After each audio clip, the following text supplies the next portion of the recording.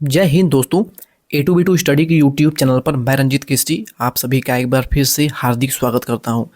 दोस्तों आज की क्लास में हम फिजिक्स के 2024 के ओरिजिनल सेट वन के क्वेश्चन पेपर को सॉल्व कर रहे हैं, जो कि 2024 में ही डी फार्मेसी का एग्ज़ाम कराया गया था, कंडक्ट कराया गया था, ऑनलाइन एग्जाम हुआ था आपका। तो वही ओरिजिनल क्वेश्चन पेपर जो है हम आपको आज सॉल्व कराने वाले हैं, जिसमें हम बायोलॉजी के 50 क्वेश्चन को ऑलरेडी आपको सॉल्व करा चुके हैं। आज की क्लास में हम इस सेट के फिजिक्स के क्वेश्चन को सॉल्व करने का प्रयास करेंगे, क्योंकि फिजिक्स में मैक्सिमम क्वेश्चन आपके न्यूमेरिकल बेस्ड पूछे जाते हैं। तो चलिए सॉल्व करते हैं और हर एक क्वेश्चन को अच्छे से समझते हुए चलेंगे।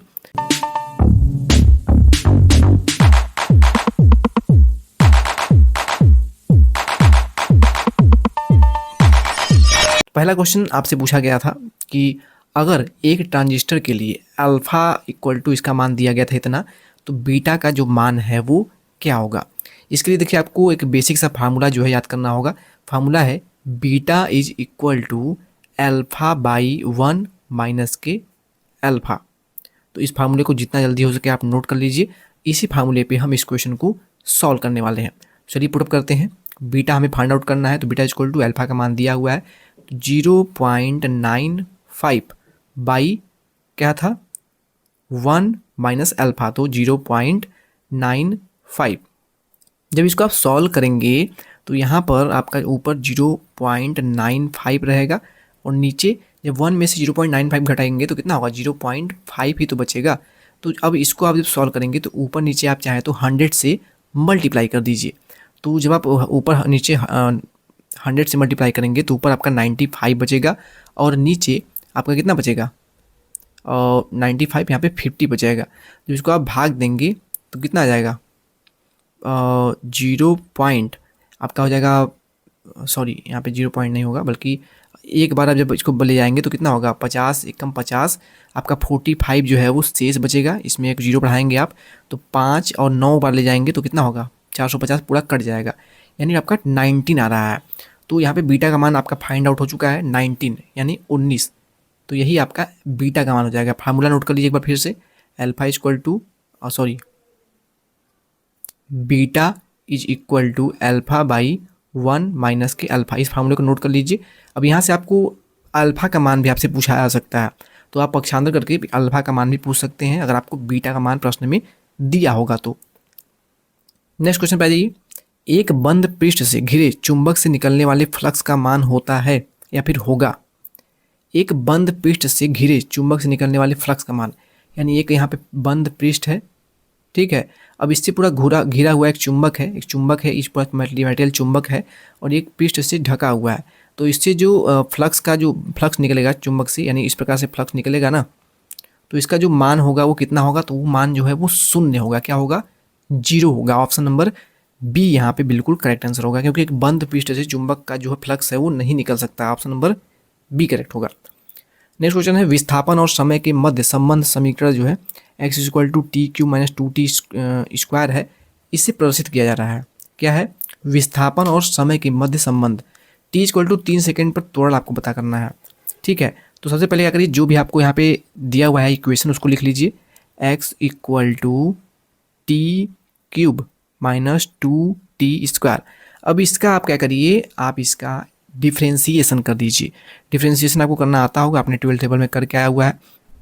तो टी के रिस्पेक्ट में करिए, तो d x by d t equal to t cube का करेंगे तो आपका 3t स्क्वायर हो जाएगा, माइनस 2t स्क्वायर करेंगे तो 2 इंटू 2t यहाँ पे हो जाएगा। अब यहाँ पे आप t की जो वैल्यू है यानी 3 जो है यहाँ पे पुट कर दीजिए। तो यहाँ पे आ गया 3 आ गया। यहाँ पे कलर चेंज कर लेते हैं। देखिए यहाँ पे 3 हो गया, टी स्क्वायर है, टी की वैल्यू 3 है, तो 3 का जब स्क्वायर करेंगे 3 तरीके 9 हो जाएगा। तो यहाँ पे 9 रख दीजिए डायरेक्ट, माइनस के 2 इंटू 3 कर दीजिए। तो 9 में 3 का जब मल्टीप्लाई करेंगे तो कितना हो जाएगा 27 हो जाएगा। माइनस में यहाँ पे 2 गुणते 3 करिए तो 3 दूना 6 दूना 12। 27 में से जब आप 12 घटाएंगे तो आपका कितना आएगा, जब 27 में से आप 12 को घटाते हैं तो यहाँ पे 7 में से 2 गया, कितना आ गया 5 आ गया। और जब आप यहाँ पे 2 में से घटाएंगे तो कितना आएगा 1 आ जाएगा। तो 15 जो है ये आपका आ जा रहा है, आंसर आ रहा है D x by T, T का वैल्यू 15 आ जा रहा है। कितना आ जा रहा है 15 जा रहा है। तो यहाँ पे अगर देखेंगे ऑप्शन में, तो ऑप्शन में आपको कहीं 15 दिख रहा है? नहीं दिख रहा है, लेकिन आपको 14 तो दिख रहा है ना। तो यही 14 जो है आपका सही आंसर हो जाएगा। उम्मीद है आपको ये क्वेश्चन समझ में आ गया होगा कैसे सॉल्व करना है, जो भी क्वेश्चन दिया होगा। नेक्स्ट क्वेश्चन है, निम्न में से कौन सी तरंग विद्युत चुंबकीय तरंग नहीं है? तो देखिए, अगर सूक्ष्म तरंग की बात कर लें, रेडियो तरंग की बात कर लें, एक्स तरंग की बात कर लें, या फिर एक्स किरण की बात कर लें, तो ये तीनों की तीनों जो हैं वो आपकी क्या है? विद्युत चुंबकीय तरंगे। लेकिन जो अल्फा तरंगे होती हैं या फिर अल्फा किरणें जो होती हैं वो विद्युत चुंबकीय तरंगे नहीं होती हैं। तो ऑप्शन नंबर सी यहाँ पे करेक्ट आंसर हो जाएगा। नेक्स्ट क्वेश्चन आपसे पूछा गया है कि कॉलम 1 को कॉलम 2 से मिलान करना आपको है, सही मिलान करना है। तो देखिए, इन सभी का बीमा सूत्र जो है लिखा गया है। बीमी सूत्र पर मैंने एक पर्टिकुलर वीडियो बना रखा है। इस वीडियो को आप जाकर के चैनल पर सर्च करके देख सकते हैं, और बीमी सूत्र बाई ए2 स्टडी आपको वीडियो मिल जाएगी। अब यहाँ पे बात कर लें तो यहाँ पे जो पास्कल है, पास्कल का जो बीमा होता है या फिर बीमी सूत्र कहें तो वो होता है आपका क्या? ml इनवर्स T⁻², यानी कि ए का जो आंसर आप मिलाएंगे वो होगा क्या? ये वाला। ठीक है। अगर बात कर ले दूसरा वाला हर्ट्ज किसका मात्रक है, तो हर्ट्ज जो है फ्रीक्वेंसी का मात्रक होता है, लेकिन उसका बीमा पूछा गया है। तो इसका बीमा जो होता है वो आपका ml T इनवर्स होता है। तो यहाँ पर फर्स्ट हो जाएगा, या फिर T इनवर्स केवल लिख सकते हैं। वही अगर सी जूल की बात कर लें तो कार्य का जो मात्रक होता है वो जूल होता है। क्या होता है? कार्य का मात्रक जूल होता है। तो इसका जो बीमा होगा वो आपका हो जाएगा क्या? ml² T⁻², यहाँ पे देख सकते हैं। और अगर बात लास्ट में बचे आपका स्प्रिंग नियतांक, तो स्प्रिंग नियतांक का ये आपका हो जाएगा चौथा वाला। तो अगर ऑप्शन के अकॉर्डिंग जाएंगे तो यहाँ पे ऑप्शन नंबर हाँ डी वाला ऑप्शन जो है बिल्कुल करेक्ट आपका हो जाएगा। ठीक है। अगला क्वेश्चन देखिए, पूछा गया था घड़ी की सेकेंड वाली सुई का कोणीय वेग रेडियन पर सेकेंड में कितना होगा? घड़ी की सेकेंड वाली जो सुई है उसका कोणीय वेग रेडियन पर सेकेंड में आपको बताना है। दोस्तों, इसको सॉल्व करने के लिए आप जानते हैं कि कोणीय वेग जो है इसको हम ओमेगा से डिनोट करते हैं, और फार्मूला होता है वेग, कोणीय वेग और समय में तो होता है आपका ω = 2π/t होता है। टी जो है आपका वो आवर्तकाल कहलाता है। तो ω = 2π/t में हम वैल्यू को पुटअप करेंगे। तो क्योंकि देखिए, घड़ी के सेकेंड वाली सुई का कोणीय वेग रेडियन पर सेकेंड में, रेडियन पर सेकेंड में यानी हर एक सेकेंड में, तो जो घड़ी की सेकेंड वाली सुई होती है वो 60 सेकेंड में 1 मिनट पूरा करती है। ठीक है। तो इसीलिए यहाँ पे 2π/t करेंगे तो 2π/t का मान कितना हो गया? 60 सेकेंड। इसको सॉल्व करेंगे तो π/2 से 60 को काट देंगे तो कितना हो जाएगा? 30। तो π/30 यहाँ पे देखेंगे तो ऑप्शन नंबर ए आपको मिल जाएगा सही आंसर। तो ω = 2π/t, इसको आप बिल्कुल याद कर लीजिए, हो सके तो नोट कर लीजिए, पेन और कॉपी लेकर बैठे हैं तो। इसके अलावा देखिए, ω = 2π/t होता है, लेकिन अगर आपसे t पूछ लिया जाए तो t = 2π/ω हो जाएगा। तो ये भी तो एक फार्मूला बन गया इसी फार्मूले से। तो ये दोनों फार्मूले आपके बन सकते हैं, दोनों को आपको याद रखना है। ठीक है, एक से काम नहीं चलेगा। किसी विशेष क्षण पर 120 ग्राम द्रव्यमान के एक कण का वेग जो है यहाँ पे दिया गया है v = 2I + 5J मीटर पर सेकेंड। इसकी गतिज ऊर्जा क्या होगी आपसे ये पूछा गया है। दोस्तों, इस क्वेश्चन में बहुत ही बेसिक सा फार्मूला आपको यूज़ करना है। आप जानते हैं कि प्रश्न में दिया है m = द्रव्यमान दिया है 120 ग्राम। देखिए, इस 120 ग्राम में दिया है, इसको आप सबसे पहले किलोग्राम में चेंज कर लीजिए। तो 120 ग्राम को जब किलोग्राम में चेंज करेंगे, 120/1 किलोग्राम में 1000 ग्राम होता है, तो 1000 से आपको भाग दे देना है। वेग यानी वेलोसिटी दिया हुआ है v = 2I + 5J। तो आप फार्मूला जानते हैं, क्या फार्मूला है? काइनेटिक एनर्जी पूछा हुआ है, गतिज ऊर्जा।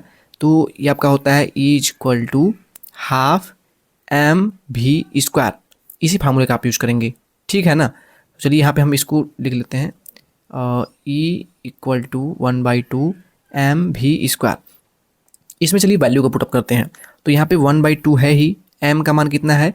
120/1000। तो यहाँ पे 120/1000 रख दीजिए, m × v²। तो v² की वैल्यू कितनी होगी? देखिए, v बराबर दिया है 2I + 5J। तो 2 और 5 है, तो 2 का स्क्वायर करेंगे तो 4 हो जाएगा, 5 का स्क्वायर करेंगे कितना होगा? 25। 25 और 4 29। तो v² की वैल्यू आ गई कितनी? 29। तो डायरेक्टली यहाँ पे 29 पुट कर दीजिए, सॉल्व करिए। तो यहाँ पे जब सॉल्व करेंगे तो यहाँ पे कट जाएगा, 2 से 12 काट दीजिए, 6 आपके यहाँ पे आएगा। अब 6 और 29 का मल्टीप्लाई कर दीजिए, 29 × 6/100। तो करिए गुणा, तो 6×9 = 54, 4 हो जाएगा, 5, 6×2 = 12, 5 17, 174/100। और जब 100 से डिवाइड करेंगे तो 1.74 आ जाएगा। कितना हो जाएगा? 1.74, क्योंकि एनर्जी है तो इसका मात्रक जूल होगा। तो 1.74 जूल देखिए पहले ऑप्शन में दिया है, तो इस प्रकार से इसको सॉल्व करेंगे, बिल्कुल सही आंसर आपका आ जाएगा। आगे आ जाते हैं। यदि एम पृथ्वी का द्रव्यमान है तथा आर इसकी त्रिज्या है, तो गुरुत्वीय त्रिज्या, त्वरण एवं गुरुत्वाकर्षण नियतांक का अनुपात क्या होगा?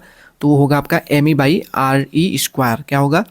me/re का स्क्वायर। तो ऑप्शन नंबर ए यहाँ पे बिल्कुल करेक्ट होगा। बहुत ही ईजी क्वेश्चन है, आपने पढ़ा होगा बचपन में ही फार्मूला। ये एक फार्मूला आपने पढ़ा होगा, F = क्या?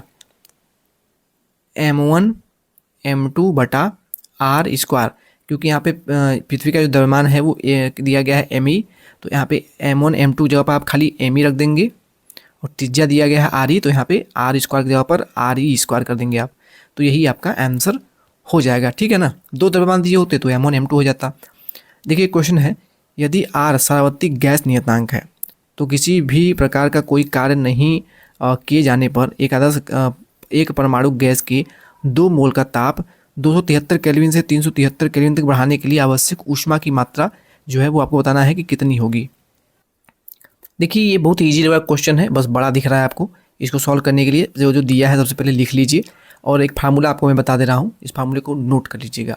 फार्मूला है, आपको यहाँ पे पता क्या करना है? आवश्यक ऊष्मा। तो आवश्यक ऊष्मा को Q से डिनोट करेंगे, तो Q = NCV∆T। ये फार्मूले को आप नोट कर लेंगे। डेल्टा टी क्या है? तापमान में परिवर्तन है। तापमान में परिवर्तन क्या हो रहा है? 273 केल्विन से 373 केल्विन हो रहा है। दोनों में अंतर कितना है? 100 का। तो यही आपके डेल्टा टी का मान हो जाएगा। अब फार्मूले में रख दीजिए। तो Q फाइंड आउट करना है, तो Q = हम इसको डायरेक्टली वैल्यू को पुट कर रहे हैं, आप समझ लीजिएगा। ठीक है? Q = क्या था फार्मूला? Q = NCV∆T। तो Q = N का मान यहाँ पे दिया गया है 2 मोल, तो यहाँ पे 2 रख दीजिए। 2 × CV का मान दिया गया है कितना? तो CV का जो मान है वो आपको प्रश्न में दिया गया है, कितना है भाई? 3/2। ठीक है? तो यहाँ पे 3/2 पुट कर लीजिए, ये आपको फार्मूले में ही रखना है। तो 2 × 3/2 × ΔT। तो डेल्टा टी का मान दिया गया है 100, तो यहाँ पे 100 पुटअप कर दीजिए। बस इसको आप सॉल्व कर लीजिए, आपका आंसर आ जाएगा। तो सॉल्व करिए, तो यहाँ पे 2 से 2 कैंसिल आउट हो जाएगा। Q = डायरेक्टली आपका 300 आ जाएगा। ठीक है? 300 यहाँ पे आपका आंसर आया हुआ है। तो डी ऑप्शन आपका बिल्कुल करेक्ट आंसर हो जाएगा। लेंज का नियम जो है निम्न सूत्र से दिया जाता है। यहाँ E जो है प्रेरित विद्युत वाहक बल, फाई जो है वो आपका चुंबकीय फ्लक्स, और N फेरों की संख्या है। तो फार्मूला जो है बिल्कुल सही कौन सा है? तो ये फार्मूला देखिए बिल्कुल रट जाइए। ये फार्मूला जो है किसी भी कम्पिटेटिव एग्जाम में पूछा जाता है। Very very very important formula है। E = माइनस के N dφ/dt। यहाँ पे माइनस सिंबल क्या है? तो वो दिशा को दर्शाता है। ठीक है? अब E = माइनस के N dφ/dt हो जाएगा, यही आपका फार्मूला हो जाएगा। E क्या है? प्रेरित विद्युत वाहक बल है। देखिए जो अगर आपको समझ में आए, तो जो लेंज का नियम कहता है ना कि किसी विद्युत वाहक बल जो होता है वो इंड्यूस्ड, जो यहाँ पे प्रेरित विद्युत वाहक बल जो है ना वो बैक ईएमएफ का जो है विरोध करता है, इसलिए इसको यहाँ पे नेगेटिव सिंबल लगाते हैं। तो इतना बेसिक आपको जानने की जरूरत नहीं है, बस इतना जानिए कि E = माइनस के N dφ/dt। ये फार्मूला आपको यूज करना है। इस पर आपको न्यूमेरिकल भी पूछा जा सकता है। किस ताप पर हाइड्रोजन अणुओं का वर्ग माध्य मूल वेग ऑक्सीजन अणुओं के 47 डिग्री सेंटीग्रेड पर माध्य मूल वेग के समान होगा? देखिए हाइड्रोजन अणुओं का जो वर्ग माध्य मूल वेग होगा ना, वो ऑक्सीजन अणुओं के 47 डिग्री सेंटीग्रेड पर जो है माध्य मूल वेग, यानी कि वर्ग माध्य मूल वेग यानी RMS वैल्यू के समान होगा। तो वो जो टेम्परेचर होगा वो 20 केल्विन होगा। ऑप्शन नंबर यहाँ पर C जो दिख रहा है आपको है, ये आपका टेम्परेचर जो होगा वो 20 केल्विन होगा। ठीक है? तो इसको याद रखना आपको है, very very most important question है। इसको आप सॉल्व करेंगे कैसे? तो देखिए VRMS यानी आपको पूछा गया वर्ग माध्य मूल मान ना, तो VRMS = आपका फार्मूला होता है 3R/m। m क्या है? मास है।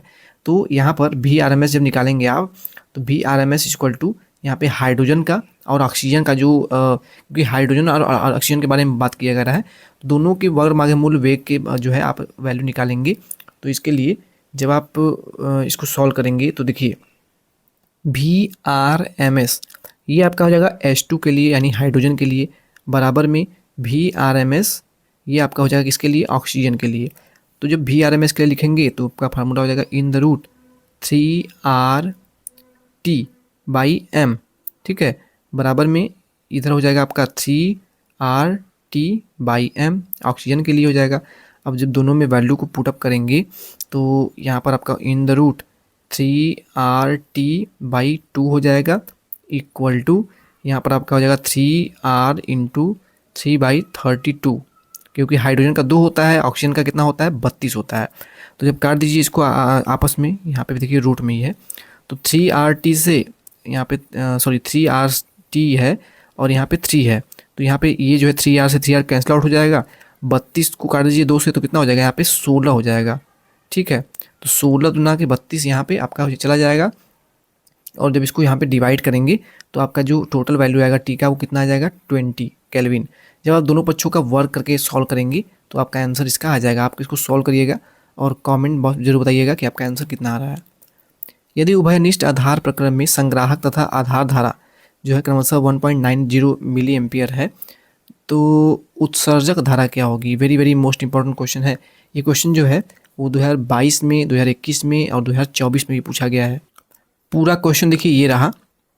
In a common base mode if collector and base current are 1.90 milliampere and 0.20 milli ampere.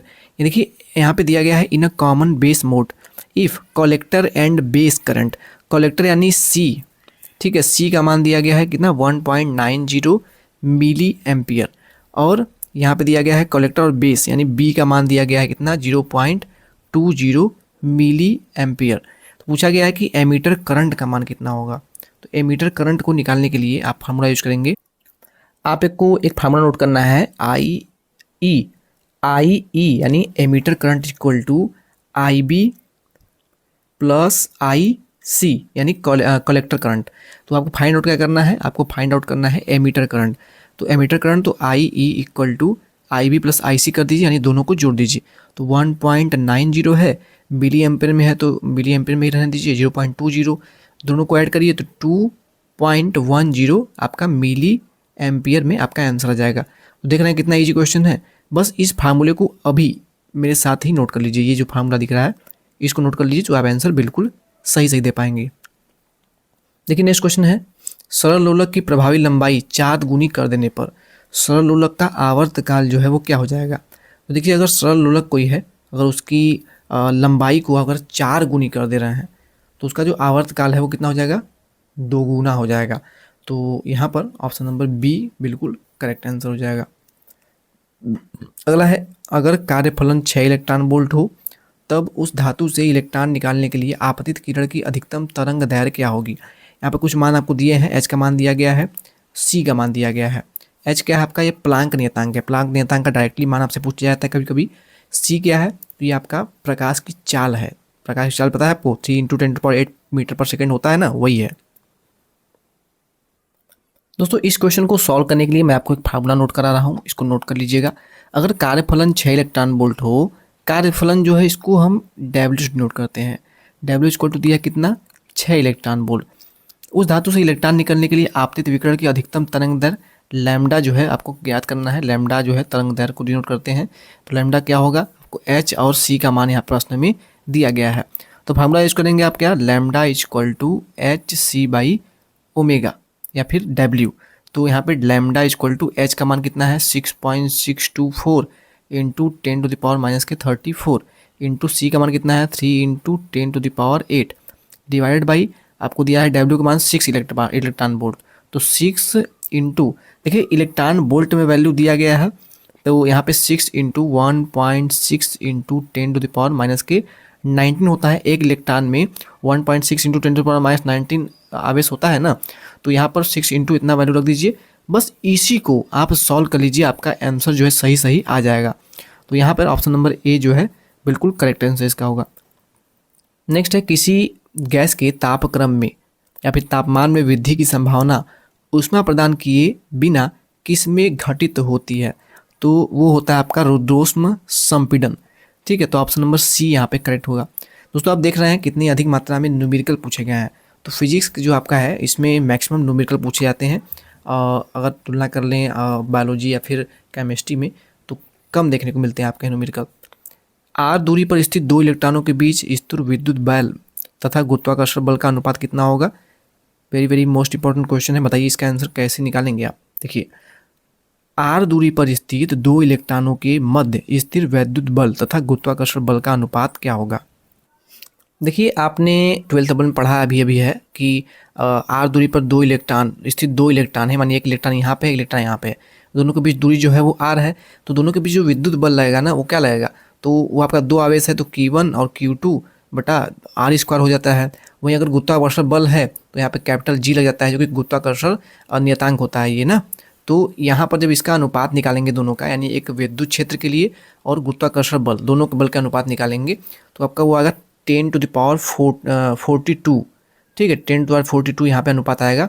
तो यहाँ पे ऑप्शन नंबर बी जो है आपका ये करेक्ट आंसर हो जाएगा। ठीक है, उम्मीद है आपको समझ में आ गया होगा, बहुत ही ईजी क्वेश्चन है ये, इसको स्किप करते हैं। नेक्स्ट है 2i + j और 5k के मध्य जो है एंगल यानी कोण क्या हो जाएगा। देखिए ये जो क्वेश्चन है ना वो बहुत ही ज़्यादा इंपॉर्टेंट है और बहुत ही ईजी है, लेकिन अगर आपको फार्मूला नहीं याद होगा तो नहीं कर पाओगे। और ये क्वेश्चन आपके मैथमेटिक्स में भी पूछा जा सकता है और फिजिक्स में भी पूछा जा सकता है। फार्मूला याद करिए, कॉस थीटा एंगल पूछा गया है, cos theta = a × b by माड a × माड b। इस फार्मूले का यूज़ करके आप इसको सॉल्व करेंगे। चलिए सॉल्व करते हैं।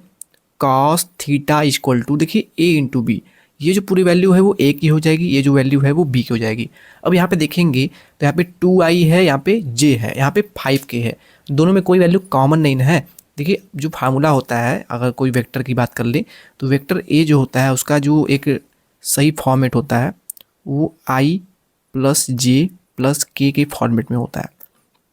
जब इसमें मल्टीप्लाई करेंगे तो इसमें i का टर्म दोनों में कॉमन है नहीं, j का टर्म भी कॉमन नहीं है, दोनों का मल्टीप्लाई करेंगे तो कॉस थीटा = ऊपर आपका 0 हो जाएगा और दोनों का मार निकालेंगे तो इसका मार निकालेंगे तो आपका कितना हो जाएगा, √5 हो जाएगा। और जब इसका मार निकालेंगे तो √25 हो जाएगा। लेकिन दोनों जो वैल्यू होगा भाग देने पर वो 0 ही हो जाएगा। तो कॉस थीटा = 0 हो जाएगा। कॉस 0 जो होता है वो 90 डिग्री का मान होता है। ठीक है, कॉस में 0 डिग्री जीरो जो मान होता है वो 90 डिग्री का मान होता है, तो इसीलिए 90 ये करेक्ट आंसर होगा। नेक्स्ट है, यदि किसी पिंड पर क्रियाशील बल इसकी चाल के व्युत्क्रमानुपाती हो तो इसकी गतिज ऊर्जा क्या होगी। यदि किसी पिंड पर क्रियाशील बल इसकी चाल के व्युत्क्रमानुपाती हो तो इसकी जो गतिज ऊर्जा होगी वो रैखिक रूप से समय से संबंधित होगी। Option number D correct answer होगा। एक बल युग्म उत्पन्न करता है, एक बल युग्म जो है वो क्या उत्पन्न करता है, तो परिशुद्ध घूर्णीय गति जो है उत्पन्न करता है। एक कण सबल आवर्त गति निष्पादित कर रहा है, साम स्थिति से किसी विस्थापन पर कार्य की स्थिति ऊर्जा उसकी गतिज ऊर्जा की दोगुनी होगी। तो इसका जो करेक्ट फार्मूला केवल पूछ लिया गया है, तो ये आपका डी वाला जो फार्मूला है a × √2/3, इस फार्मूले को याद कर लीजिए, अब काम आपका हो जाएगा। नेक्स्ट है, किसी आर प्रतिरोध के तार को खींचकर उसकी त्रिज्या r को r/4 कर दिया जाता है तो इसकी प्रतिरोध पर क्या इफेक्ट पड़ेगा। अब देखिए यहाँ पे आप एक फार्मूला को अच्छे से जानते हैं कि R = ρl/a होता है।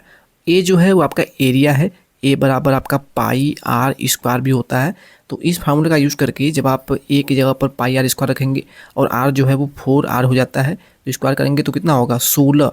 और जब इसका वैल्यू जब r से तुलना करके निकालेंगे कि r जब है खींच कर जब त्रिज्या को r/4 कर दिया जाता है तो प्रतिरोध क्या हो जाएगा, तो 16 और 4 का यहाँ पे यानी कि जब r/4 यहाँ पे करेंगे तो 16 × 4 हो जाएगा, यानी आपका 16 चौके 64 64 हो जाएगा। कितना हो जाएगा, 16 चौके 64 हो जाएगा। और 64 क्योंकि r/4 का स्क्वायर है तो 64 में अब 4 का मल्टीप्लाई करेंगे तो 4 चौके 16 और 4 चौके 24, यानी 24 2 4 56, 256 जो है ये आपका आ जाएगा आंसर। इसको आप सॉल्व करके देख लीजिएगा। ठीक है, मैंने आपको बता दिया कैसे करना है। यदि प्रिज्म कोण तथा न्यूनतम विचलन कोण प्रत्येक a हो तो प्रिज्म के पदार्थ का अपवर्तन कितना हो जाएगा। देखिए यदि जब प्रिज्म कोण तथा न्यूनतम विचलन कोण को जो है ऐसे डिनोट करते हैं डेल्टा से। यदि प्रिज्म कोण यानी कि a तथा न्यूनतम विचलन कोण प्रत्येक जो है वो ए हो जाए, तो प्रिज्म के पदार्थ का अपवर्तन जो कोण होगा वो क्या हो जाएगा। एक बार फिर से क्वेश्चन को ध्यान सुनिएगा। यदि प्रिज्म कोण तथा न्यूनतम विचलन कोण प्रत्येक ए हो जाए तो प्रिज्म के पदार्थ का अपवर्तनांक आपसे पूछा गया है।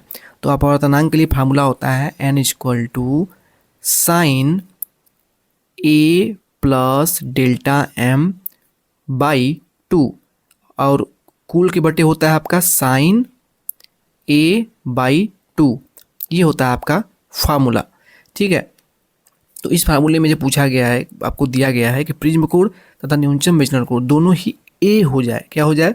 दोनों ही ए हो जाए, यानी ए बराबर डेल्टा एम, यानी विचलन कोण जो है दोनों एक ही हो जाता है।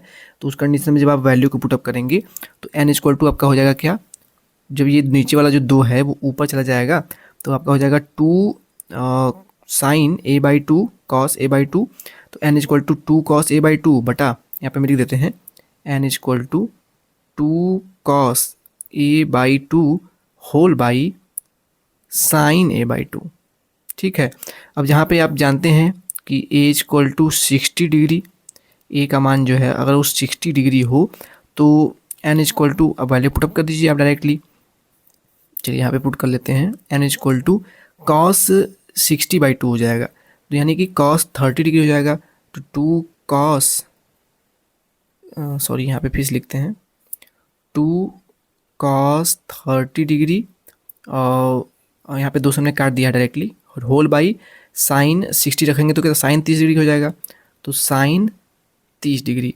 अब देखिए 2 कॉस 30 डिग्री बटा साइन 30 डिग्री है, ठीक है। तो हम डायरेक्टली वैल्यू रखते हैं, तो यहाँ पे 2 रखिए इंटू कॉस 30 डिग्री का मान कितना होता है, आप कहेंगे सर रूट में 3/2 होता है, इंटू में साइन 30 डिग्री का मान कितना होता है तो 1/2 होता है। तो यहाँ पे हम 2/1 कर देते हैं क्योंकि हमने मल्टीप्लाई कर दिया है, 2 से 2 कैंसिल आउट हो जाएगा। 2 इंटू इन द रूट 3, कहीं पे लग रहा है हमने मिस्टेक किया है, 2 इंटू 3 रूट बाई 3 हो जाएगा। चलिए एक बार फिर से यहाँ पे ट्राई करते हैं। देखिए यहाँ पे हम ऊपर सॉल्व करते हैं, 2 कॉस 30 डिग्री बटा साइन 30 डिग्री, यही था ना। तो यहाँ पे 2 रखिए इंटू कॉस 30 डिग्री का मान होता है इन root 3/2 whole by sine 30 degree का मान होता है 1/2। तो इस वाले 2 से ए वाला 2 जो है वो आपका कैंसिल आउट हो जाएगा। 2 इंटू रूट 3 आपका बचेगा ना, तो 2 इंटू रूट 3 का मतलब मल्टीप्लाई करेंगे तो आपका जो आंसर है वो आपका आ जाएगा क्या, अच्छा ठीक है। देखिए यहाँ पर जो है एक वैल्यू जो है पुट नहीं किया है, 2 को बाहर ही ले लिया है, और नीचे आपका क्या आ रहा है इन द रूट 3/1 आ रहा है। तो इन रूट 3/1 आ रहा है, तो 2 यहाँ पे कॉस के टर्म लिख दीजिए, कॉस a/2 लिख दीजिए यहाँ पे कॉस के टर्म में, क्योंकि आपके ऑप्शन के अकॉर्डिंग ही लिखेंगे। तो 2 कॉस a/2 यही आपका करेक्ट आंसर हो जाएगा, 2 कॉस a/2, ठीक है।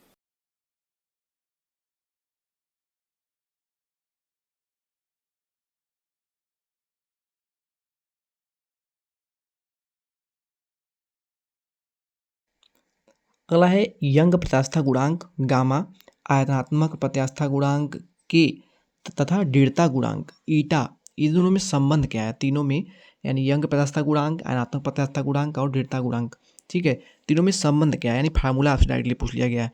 तो फार्मूला इसको याद रखिएगा, 9/गामा इक्वल टू 3/ईटा प्लस 1/k। ये very very most important formula है, हालांकि इस पर न्यूमेरिकल देखने को नहीं मिलता है एग्जाम में, लेकिन डायरेक्टली आपसे फार्मूला ही पूछ लिया गया है, तो फार्मूला तो आपको याद रखना होगा। देखिए ये अगला क्वेश्चन है, वायु में 20 सेंटीमीटर की दूरी पर रखे 1 इंटू 10⁻⁷ सेंटीग्रेड एवं 2 इंटू 10⁻⁷ कूलम है आवेश जो है छोटे आवेशित गोलों के मध्य बल आपसे पूछा गया है। तो F इक्वल टू आप फार्मूला जानते हैं, F equal to Q1 Q2 बटा r², इसी फार्मूले का आपको यूज़ करना है। तो F equal to 1/4 pi epsilon naught होता है, 1/4 pi epsilon not Q1 Q2 बटा r², इसी फार्मूले का यूज़ करिएगा आप, ठीक है। तो 2 आवेश हो गए Q1 और Q2, दोनों के बीच डिस्टेंस 20 सेंटीमीटर दिया है, इसको मीटर में चेंज कर लीजिएगा, सॉल्व करके देखिए आपका आंसर आ जाएगा, यही आपका आंसर आएगा 4.5 इंटू 10⁻³ ठीक है। बहुत ही ईजी क्वेश्चन है। देखिए एक आवेश यहाँ पे दिया है Q1 का मान, यहाँ पे Q1 का मान दिया है, ये आपका Q2 का मान दिया है और 20 सेंटीमीटर दिया है। तो यहाँ पे आप रख लीजिएगा R का मान क्या, 20 इंटू 10⁻⁻2 मीटर में हो जाएगा। और 1/4 पाई एप्सिलॉन नॉट का मान हम बता दें तो 9 इंटू 10⁻9 रख दीजिएगा।